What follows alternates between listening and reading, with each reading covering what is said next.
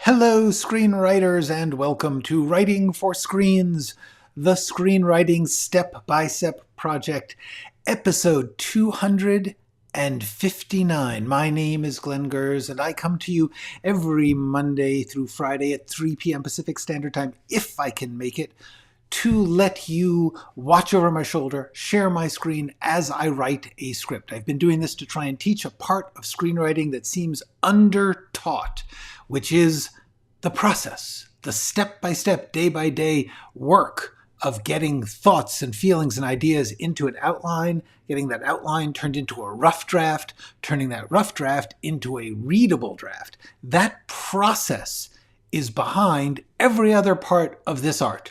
You can't write a great script, you can't write a best-selling script unless you actually work through the process of writing a script.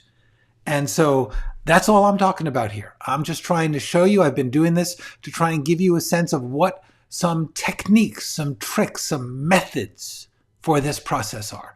Doesn't matter what kind of script. I'm not telling you what you should write. I'm not telling you how to write it or what style. Just if you're writing, these are some tricks and techniques and methods that can help you get it written. I'm doing this because when I was starting out, there wasn't anything like this. There were very few screenwriting books, and honestly, I had to figure it out for myself on my way out of the business after a 25-year career writing TV and movies. I thought, I'm going to leave behind some of these tricks I learned in case other people want to know and they don't have to teach themselves like I did. So that is what I'm doing here. If you want the real, juicy, powerful lessons that I have to teach, it's not in this. This is just a kind of experiment, a way to be available to people if they want to ask questions. But the real lessons are on my channel in the first 3 playlists. Those playlists are called Screenwriting Essentials, Screenwriting School Tools, Skills, and Craft, and The Process, Being a Writer. Those first 3 playlists I have shown here in a screenshot. Each one of these little videos is about 10 minutes long, not a big deal. Just try to boil down a topic like dramatic action or flashbacks into a couple of simple tips and insights that you can try out for yourself, because that's the key. There's no one way to do this. There's no right way to do this. Everybody has to figure out the right way for themselves. Everyone's got to find their own path in art. That is the biggest advice I can give you. Your job is to figure out your way. It doesn't matter how anyone else does it. If you can get it done your way, then that's the right way. As long as it's healthy and you're not hurting anybody, do that.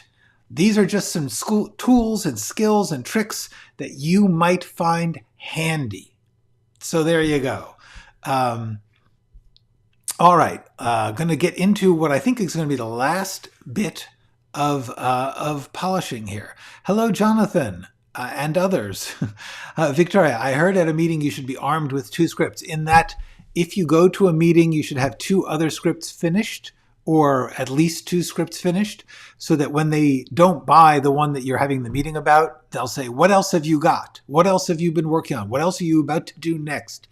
That's pretty true. It's almost, I don't know that 2 is the right number. The right number is always be writing scripts.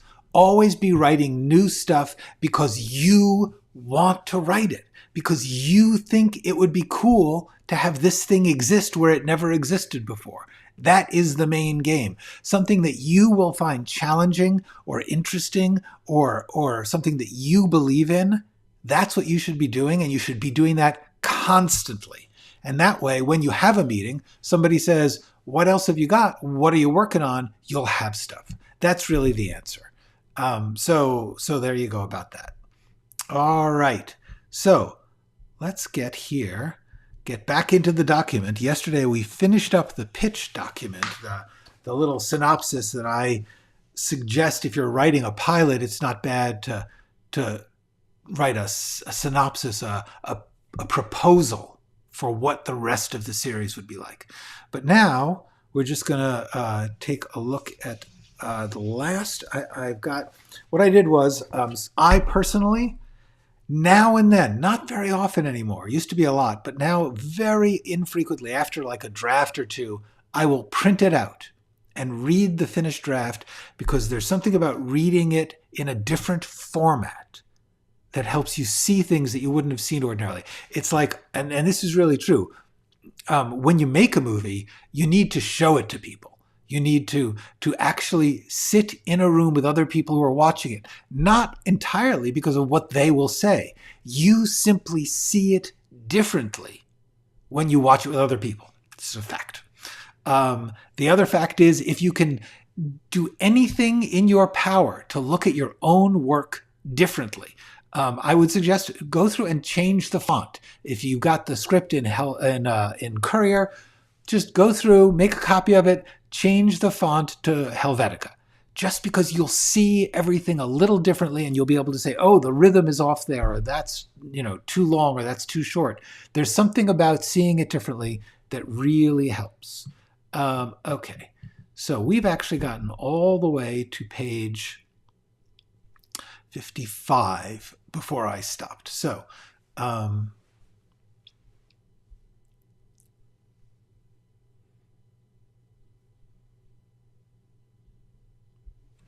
you know what? No, that's okay.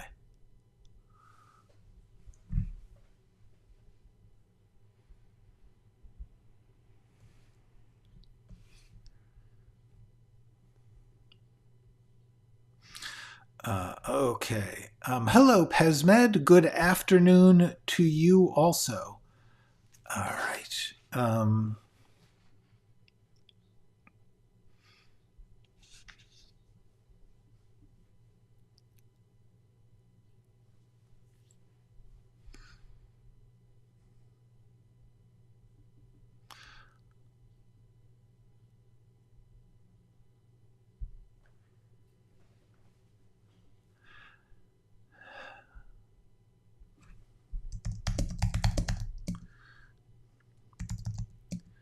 We have to keep doing what he keep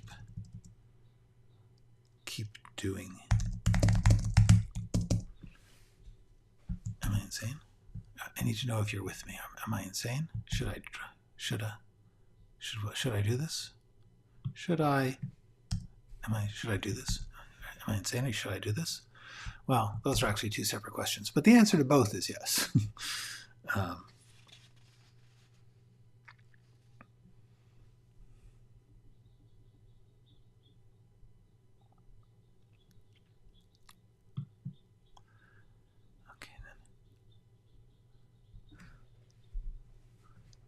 I'm going to move this in there. She's got all of George's material in there. All of his tapes and his files. Really? You're doing this here? Here? Okay, freezes and turns.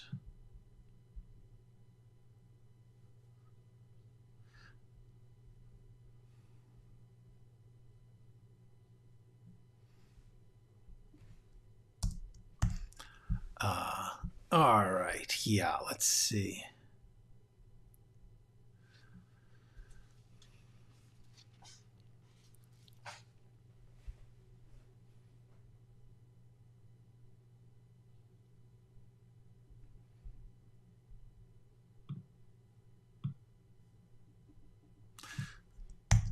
Eyes on Xena.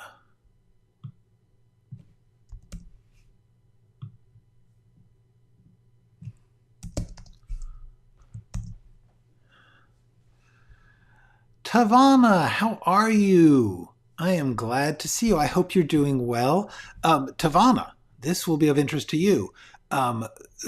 Sometime soon, maybe Friday, maybe Monday, this project is going to be over, and I am going to change the live stream times. I'm going to be doing them Tuesday and Thursday, 2 hours earlier. So I'll be doing it at 1 p.m. Los Angeles time, 1 to 2 p.m. So that may be better for you, because I know it's like midnight where you are. Anyway, welcome. Good to see you, Pesmed, Tavana. Good to have you all here.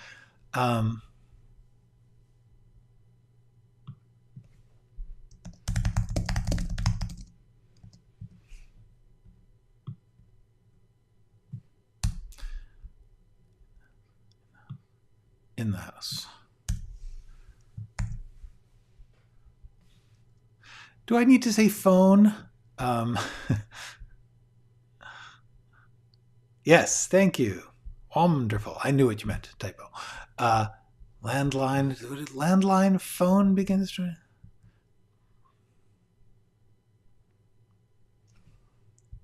Or just phone. I mean, does it really matter that it's the landline phone? Yeah.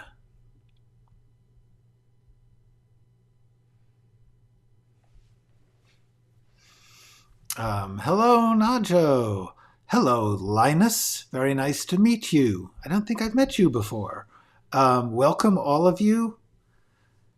Yeah, this is tricky because landline, I think landline, it's like, well, the phone begins to ring because, what if it wasn't a landline? But the important thing is that it's the house phone. And I think saying in the house, the phone. Yeah.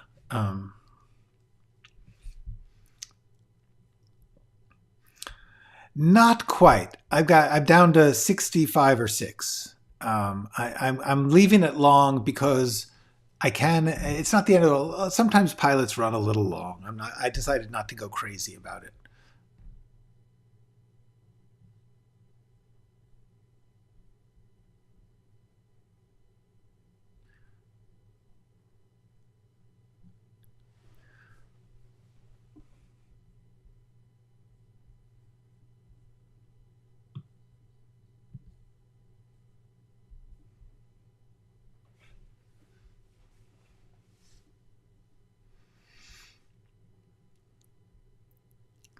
Oh, how nice. I'm glad. Thank you.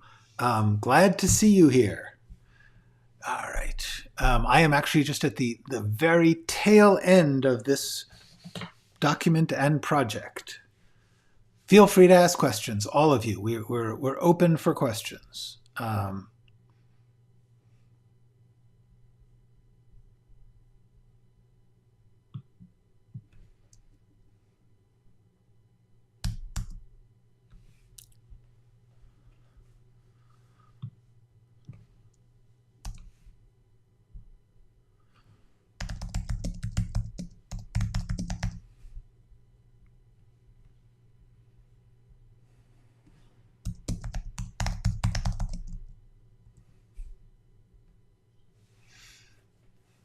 Now, I don't want to say takes it, distracted, wary, too many turns.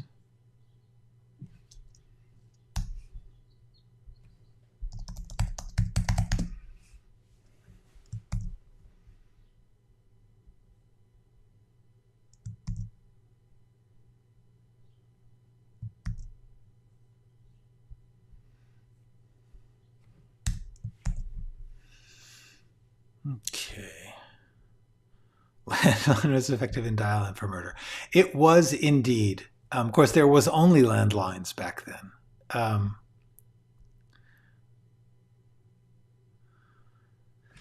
Yeah, I'll leave landline.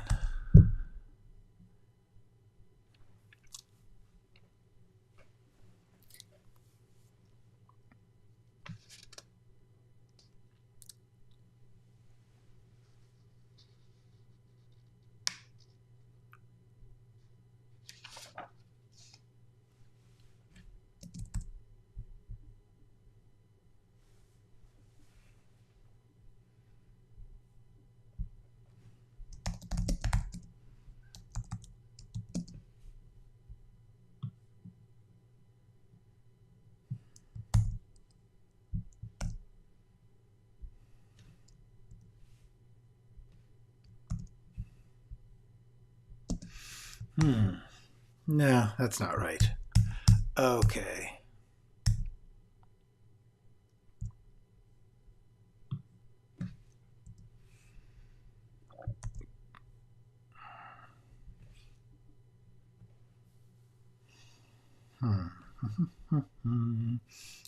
Okay.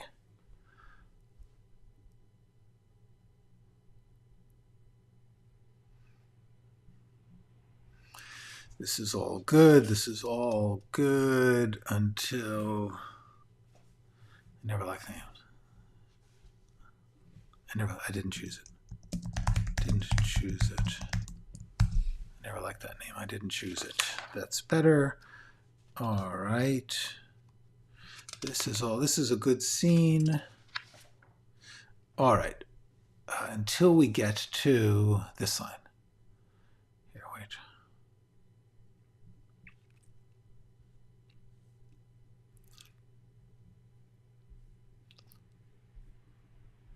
Wait a second. Where is this? Web detectives. Ah, okay, this line.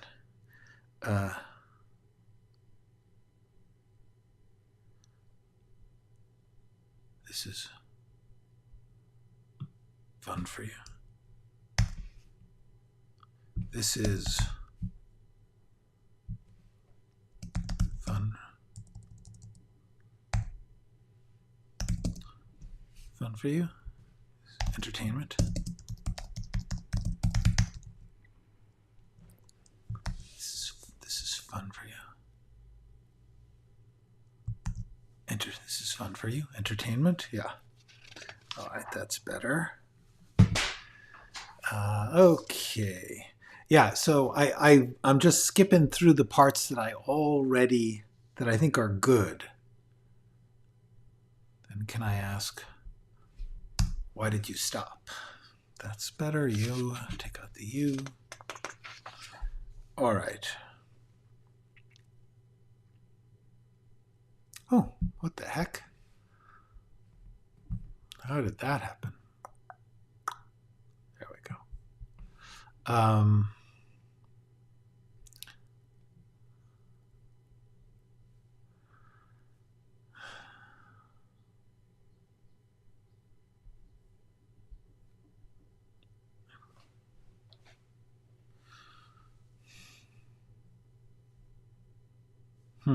Okay.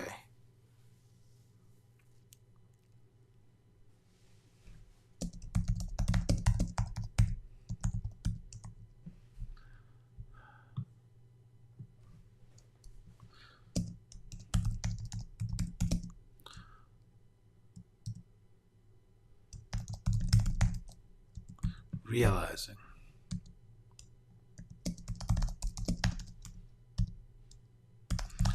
We should tell the police. No, it wasn't you. We should tell the police. Please don't. Why not? You didn't do this if you didn't do it. If you didn't do it. Because how do we know that? You didn't do it if you didn't do it.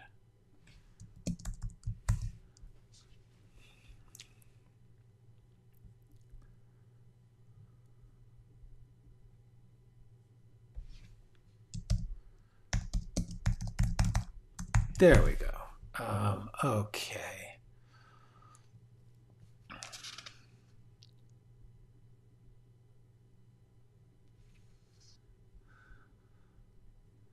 I'm going to cut these two lines. It's just not the right time. And this is interesting. Uncertain silence and now what are really the same thing, which is fine sometimes. Sometimes you like explain what they're thinking. But in this case,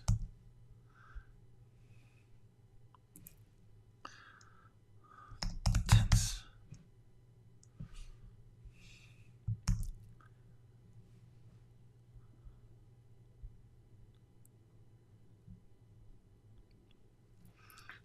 All right.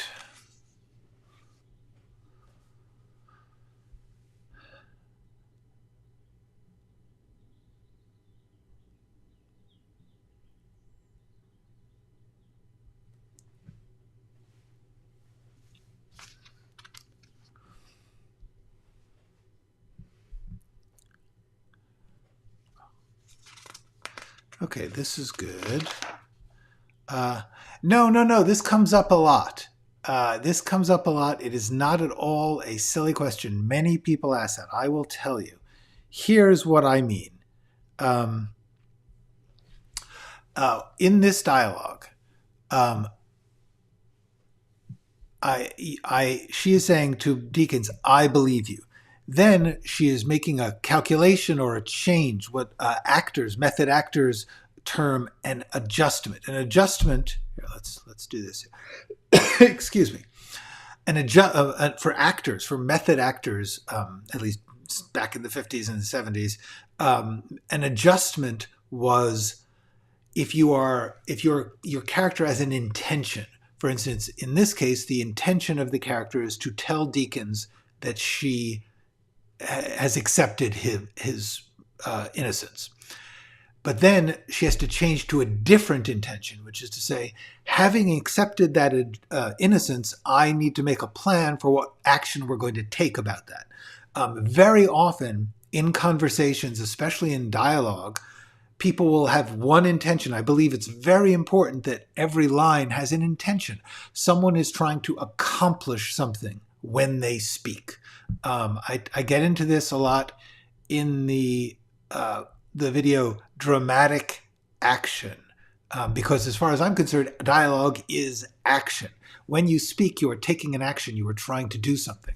So in this case, Madeline is trying to connect with Deakins to assure him that she accepts his profession of innocence. Having done that, she then switches from reassuring Deakins to making a plan for how to deal with the fact that there is a murderer out there. And so she says, we should tell the police. Now, so there's a mental adjustment taking place there. If you don't put some signifier of a change of thought, it would be this.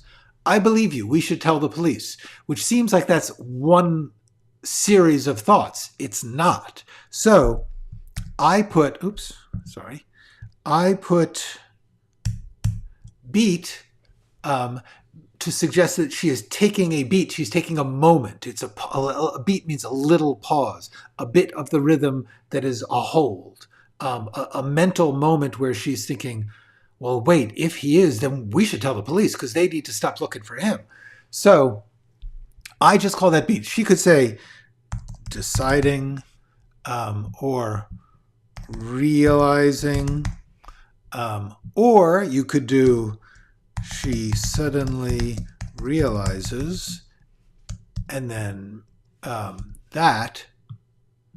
The reason that I don't do this is that it takes up a lot of space on the page. You don't have that much space on the page. So, but also because in the performance, it would not be 3 different blocks. It would be one moment. So therefore, hold on.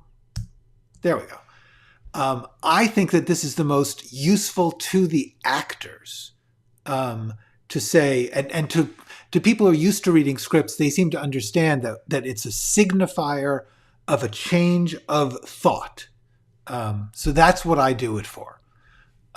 Because very often in dialogue, if you're writing good dialogue, people are making decisions while they speak. They hear something and they go, oh my God, we have to make soup. Whatever that is, there's 2 things going on there. One is reacting and the other is planning. So that's why, or, oh my God, I don't love you anymore. There was a decision there. So that's what it is. When you say make changes, you mean make changes like text, like typing wise, or you mean mentally?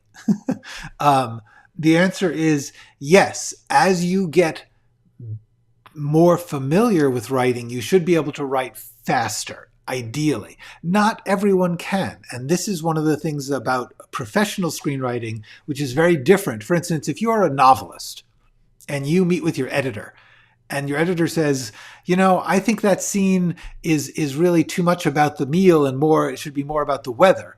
You then say, okay, and you take a note and you go home and you work on it for 2 weeks and you bring it back.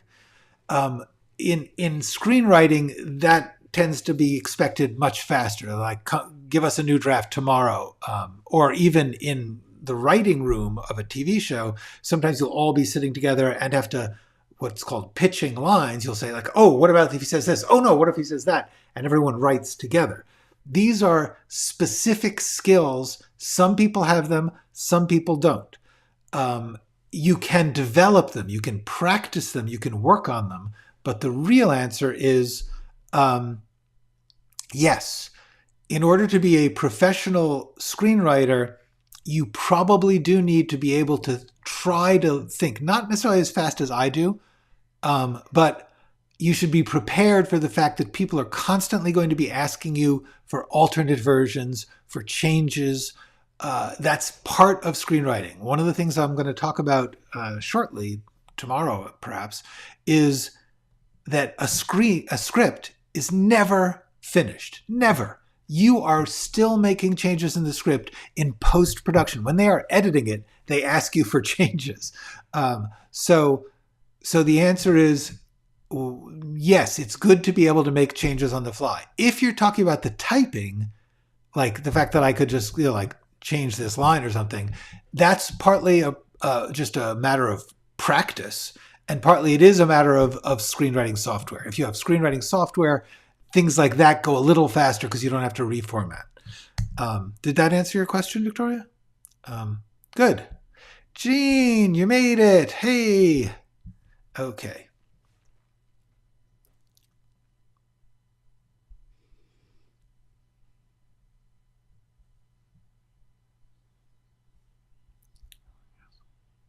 Yeah, I was wondering. Does Deacon say yeah or yes? Yeah. Yeah, I was wondering that. No, I think he says yeah.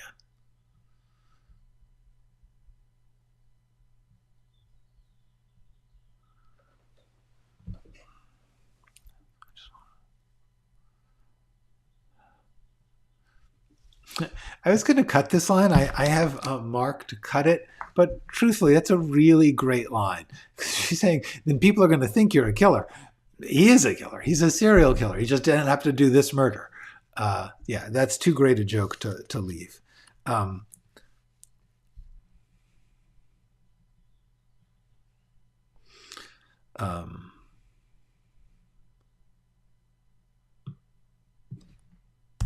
That helps. Okay. By the way, in case you're wondering, it is my belief, there are no rules, no official rules for this, but it is my belief that ellipsis, the three dots, the technical name for that is ellipsis, ellipsis. That suggests a trailing off, an unfinishedness, but with a leaving something unfinished or not being able to think about what's next. Whereas a dash signifies being interrupted. And I think it's a little better if she's like, or, and then he steps in. So I think partly if you're familiar with your story, you get several options, but also you have to get familiar with the feeling of having options, the feeling of finding options. This is a great thing, an exercise to try and do, is just to start to think, okay, just whenever you have spare time, just like take something and say, how could I do that differently? How could I replace that line? How could I change the ending? How could I make the character extremely different? Begin to get used to the concept, because it is required in screenwriting, where they constantly ask you for sometimes atrociously big changes. Getting used to the idea that part of being a screenwriter, above all other kinds of writing, is you are expected to be able to work with changes, ideas for changes or requests for changes being thrown at you. Somebody will say, oh, that scene you had on the bus, we can't get the bus, put it somewhere else. And you have to think, where else could that scene take place? It is sometimes hard for writers, because writers, they get attached to all the imagery and ramifications and feeling that goes with a choice. One of the hardest things to learning to be a writer is learning to stand by your choice, to say, I'm choosing this. And the hardest thing for me was having built up the ability to say, I'm making a choice. I am saying this character is this. I'm saying it ends with this. And then to have somebody else say, that's great, we love you as a writer, but you have to change that. It was painful. It was years of work for me to learn to get comfortable with that.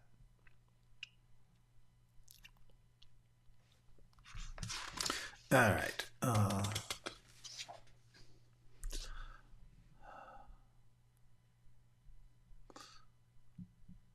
right.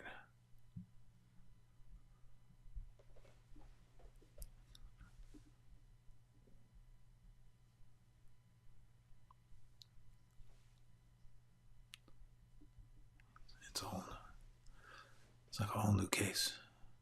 This is a terrible line.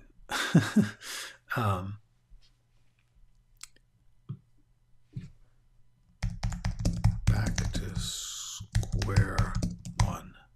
Further, yes, but further back. Back to square one, yes.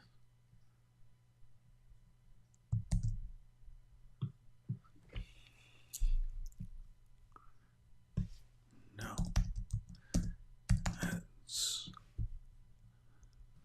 This is Ted. And this is McLean.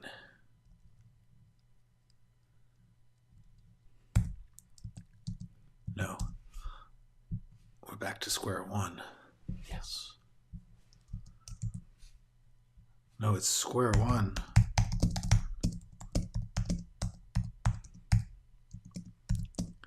We had a suspect.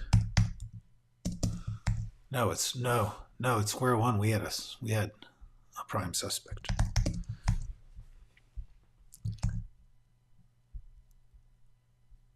Now we need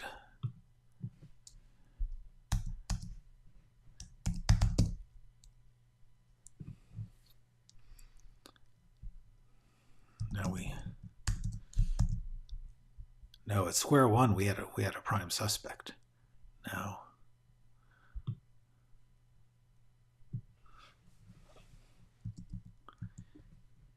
it could be anyone, which means we need to leave promoters. Exactly, it's more episodes, it's new characters, red herrings. Zine is all into the podcast. Also, are we seriously not going to tell the police we just talked to a serial killer?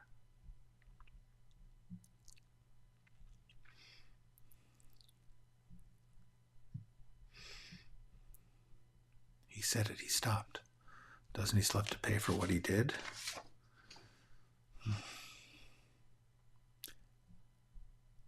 He stopped a long time ago. He stopped a long time ago. Doesn't he still have to pay for what he did?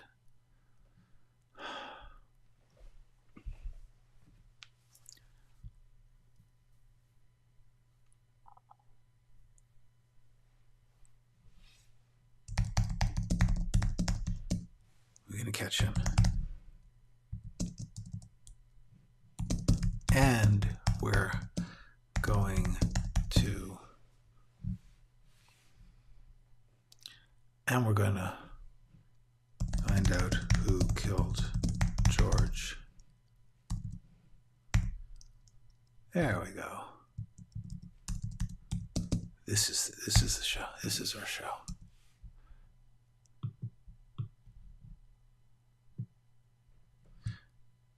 This is our show.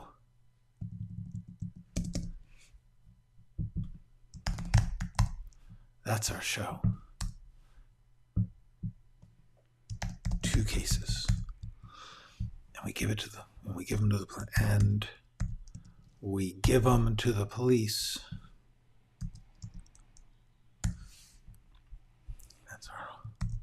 That's our podcast. That's our podcast. We're going to catch him. Okay. Yes. So we're going to catch him. And we're going to find out. And find out who killed George. And we're going to find out. This is a gonna. And we're going to find out who killed George. That's our podcast. 2 cases.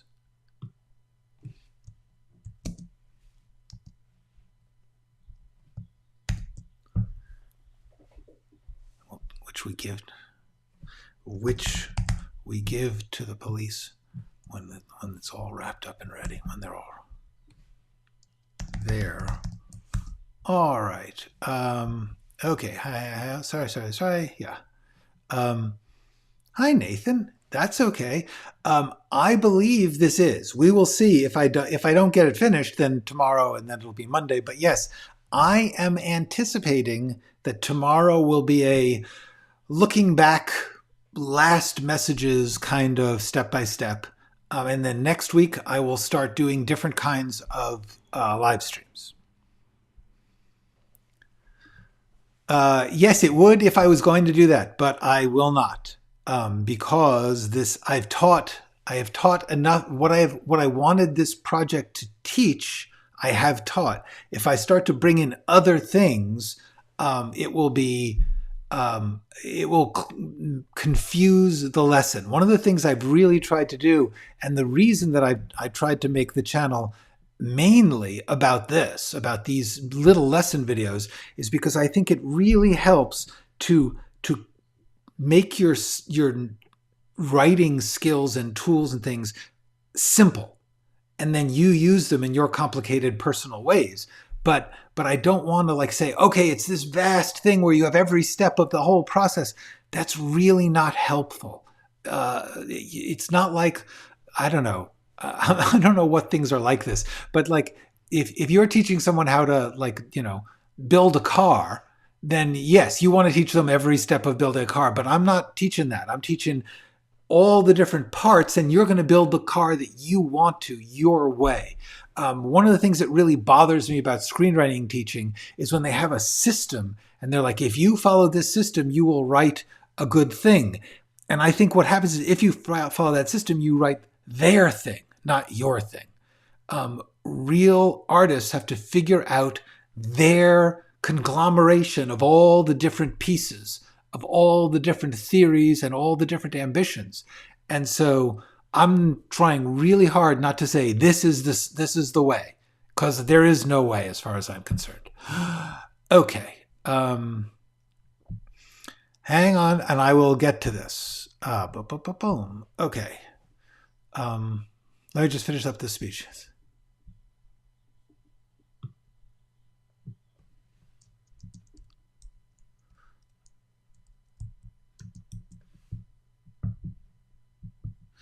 All right.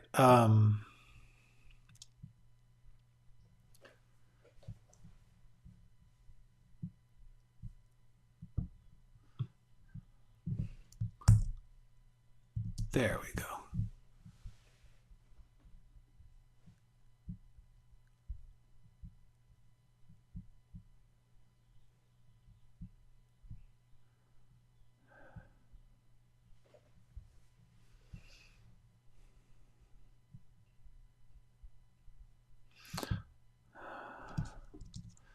Let me see.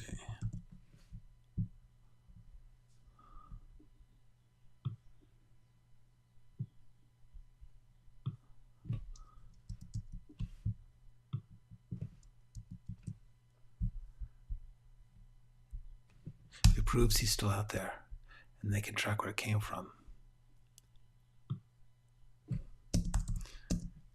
At least just the cell towers. That opens up new leads. That opens up new leads. And he's not stupid.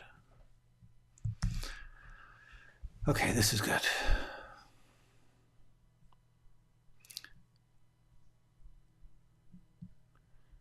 You can realize that call was a mistake. It proves he's still out here there. And they can track where it came from, at least to the cell towers. That opens up new leads. And he's not stupid. So he's going to want to correct that mistake. Oh, crap. That's better. See, the thing is, Dundosky asked a question. Doesn't he still have to pay for what he did? And then I went off on this other thing. So now Zena is answering.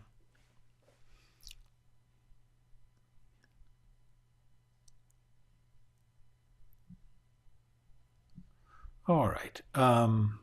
Okay. So, hello, Kirby. Hello, Hopfner. Okay, so Jean's question. Do you think that in a novel, a flashback can be a good hook? Yes. Would it be better to flashback at some other time? Is an opening chapter better than an exciting opening? Well, there's not a, you can't say that's an absolute rule. This is the things that you would want to watch out for is if the opening chapter is a flashback, we don't know that reading it. We only know that we are meeting characters and seeing something happen. So we'll assume that whatever this flashback is, that's the heart of the story. That's the present. The thing that you can do is many novels now have like teaser openings, which are distinguished by being very, very short and sometimes in italics or something that says like prologue, 1964, something that identifies it as a teaser, as a hook, as a flashback. In that case, yes, it can be great. Why not? It's the cause of why these things are happening in the present. The thing that you want to watch out for is if you were to write just a straight chapter that's taking place in the past, if it's the first thing that somebody reads, they wouldn't know it's in the past. They would assume this whole novel is going to be set in that time. So you just want to distinguish the flashback teaser opening in some way, make it clear that it's this hooky thing, which is a commonplace thing done nowadays, so there wouldn't be any reason not to do it. Okay. Almost done, actually. Okay. I'm just making some notes of your questions so that I can put them in the description. Okay. So,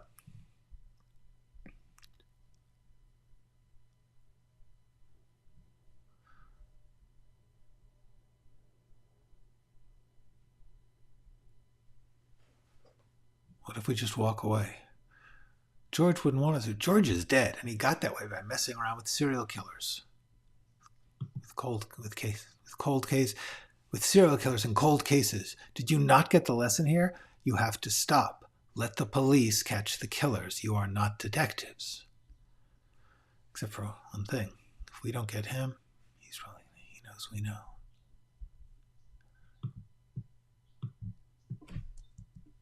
I don't need eagerly. That's okay. There, somebody was saying today that actors don't like to be. Oh no, somebody on a phone call. Sorry, saying actors don't like to be told how to act, which is true. I say that. I agree with that. But now and then you do want to tell them what the character is feeling, not how to act. Okay. What if we tell him we won't come after him? Is that?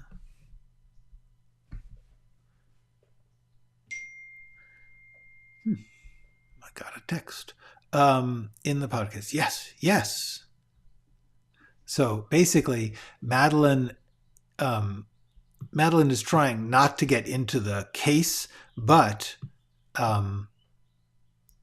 here she's saying the only way that they can reach out to this guy is in the podcast. So yes, that makes sense. There we go. So yeah, it's 66 pages. Ideally, it would have been about 58, but it's a pilot. I had a lot to get in there, so I went crazy. That really helps. Good. Yeah. Good. I do like South Africa. I believe Hofner is in South Africa. All right. So listen, it looks like, as Nathan noted, this looks like it's done. I mean, done, done-ish. Done as it's going to get. Which really brings up what I had to say, which is tomorrow I will do a final episode of this series. It's not the last live stream I will ever do. I will be live streaming. At least twice a week. I'm going to be shifting the times. I'm going to be doing Tuesday and Thursday at 1 p.m. because a lot of people, for instance, Hofner, it's like the middle of the night. And Tavana, a lot of you out there are in Europe and Asia and Africa, and I feel badly that it is late at night for you. I just did it. It was easy for me to like say, okay, I'm going to wind down the day and do this live stream. But I'm going to start doing it Tuesdays and Thursdays. I'm going to try 1 p.m.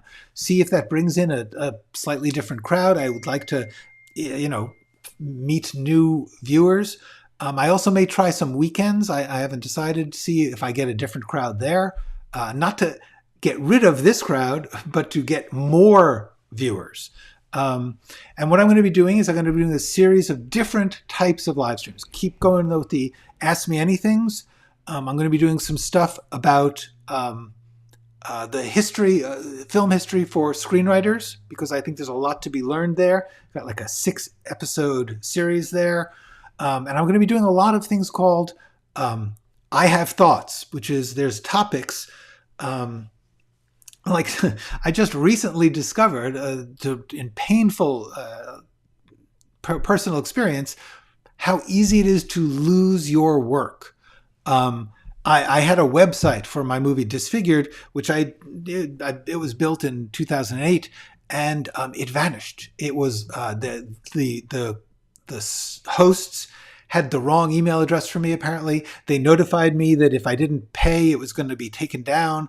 It's vanished. It's gone. All that stuff is gone, and it reminds me that one of the things that we have to think about now is the technology we're working with, which is amazing. It is incredible that I can create something and give it out to you right now spontaneously, but it also means that it only exists in this digital form, which only exists on YouTube. If YouTube suddenly decided to go out of business, this whole thing would vanish.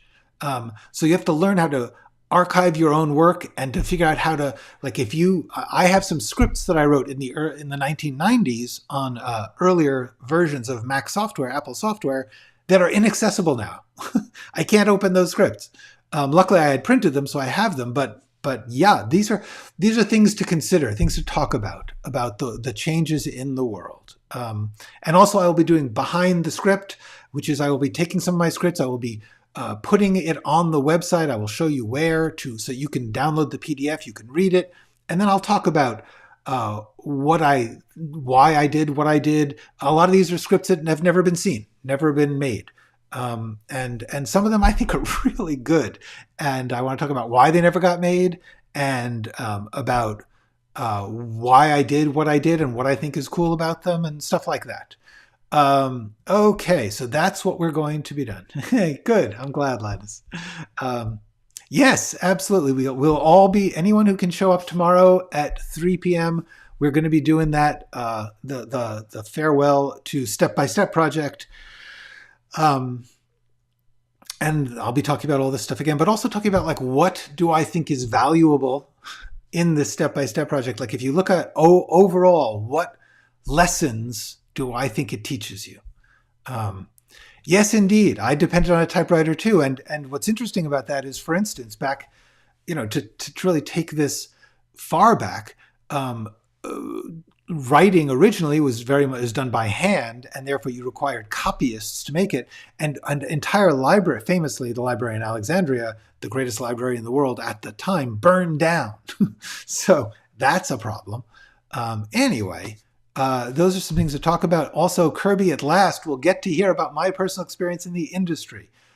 Yes, I will talk. I will give you guys copies of the scripts of things I got that were made, and sometimes I will try to give you different drafts because you'll see what happened because it changed.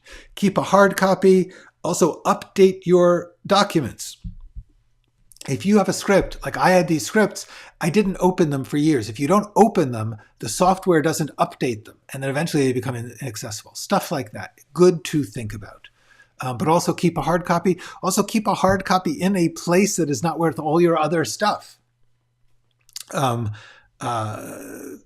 man who wrote Invisible Man, his next novel, which he wrote for years, his office burned down. He had a home office. It caught fire. He lost his work. Anyway, yes, Najo clearly still uses typewriters for professional reasons. Anyway, folks, so that's it. Tomorrow we will be saying goodbye to this project. I will talk about what I would do if I was to still continue working on it. I would talk about why I'm not. Yeah, that's it. So until then, tomorrow, see ya at 3 my time. Go write something.